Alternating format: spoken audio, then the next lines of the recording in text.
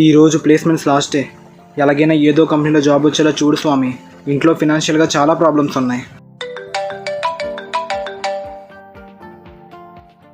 చెప్పురా, వచ్చిందా MNC results? ఫైనల్గా సెలెక్ట్ అయ్యాను.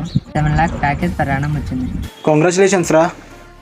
సరే విను, నా రిజల్ట్స్ చూసావా? లిస్ట్లో పేరు లేదురా. అవ్వలేదా? సరే.